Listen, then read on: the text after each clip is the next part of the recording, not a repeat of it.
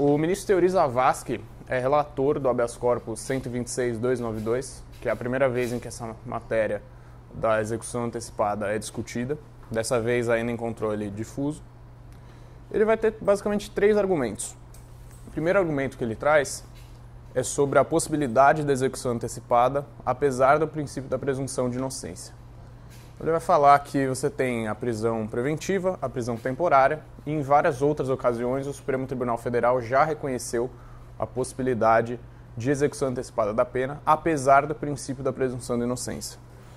Ele argumenta que a presunção de inocência é muito mais para produção de provas e para determinar o ônus da prova para a acusação do que para a execução da pena propriamente dita.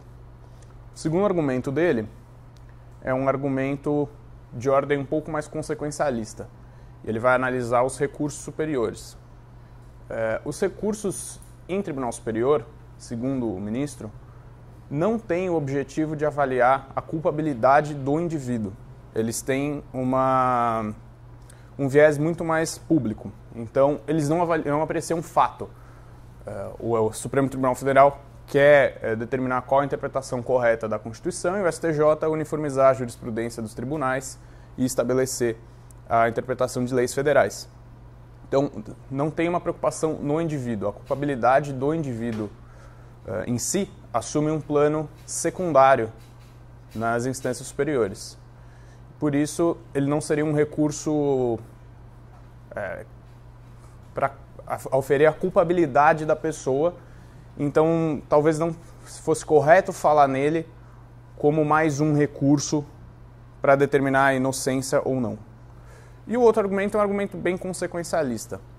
Ele diz que a presunção de inocência é um princípio, como princípio ela deve ser ponderada com outros princípios constitucionais, como a efetividade da prestação jurisdicional. Ele vai dizer que esse tempo muito grande geralmente acarreta em prescrição, demora muito para o condenado efetivamente cumprir a pena que ele vai cumprir. Então faria sentido você ter essa antecipação. Você tem poucos, ele cita um estudo da FGV Rio, que diz que pouquíssimos habeas corpus são conhecidos e desses, menos ainda são concedidos. E esses que são concedidos geralmente dizem respeito a questões de execução, dificilmente quanto à culpabilidade do indivíduo. E ele ainda vai falar que mesmo que você tenha erros nessas decisões, que ocorre a execução antecipada, você tem mecanismos muito rápidos para sanar isso, que é o habeas corpus. A defesa pode impetrar um habeas corpus com um pedido de liminar, que muito rápido esse erro vai ser sanado. Esse é o voto dele no HC 126.292. Depois, a discussão é retomada, dessa vez em controle concentrado, na ação direta de constitucionalidade 43-44, ele cita basicamente o acórdão inteiro de relatoria dele e ele vai acrescentar um outro argumento que é sobre o trânsito em julgado no processo penal. Ele vai falar que o trânsito em julgado no processo penal não é igual ao processo civil. No processo civil, por você ter um prazo para propor ação rescisória de 2 anos, é muito importante que o Código estabeleça com precisão quando ocorre esse trânsito em julgado. No processo penal, não. A revisão criminal não tem um prazo pré-determinado. Então, o processo penal não faz a questão de determinar de maneira precisa quando ocorre o trânsito em julgado. E aí ele vai usar o argumento de que quando um recurso especial ou um recurso extraordinário são julgados improcedentes, o trânsito em julgado volta para a decisão em segunda instância.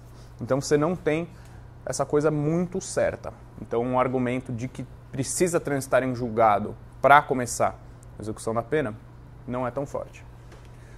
O ministro Teori Zavascki é substituído pelo Alexandre de Moraes, que é quem vota no habeas corpus do Lula. O Alexandre de Moraes retoma basicamente os argumentos do ministro Teori de maneira muito sucinta, só que ele acrescenta uma vasta jurisprudência do Supremo Tribunal Federal que diz respeito à possibilidade de execução antecipada da pena.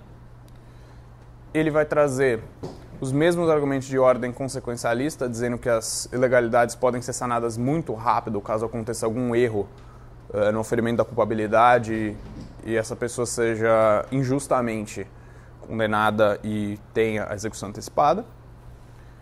E, por fim, ele vai fazer algumas considerações sobre a presunção de inocência. Ele fala que a presunção de inocência tem o objetivo de determinar o ônus probatório, dizer como a instrução deve funcionar, e é apenas uma questão de produção de prova e de como valorar essas provas. Não tem a ver diretamente com o cumprimento de pena.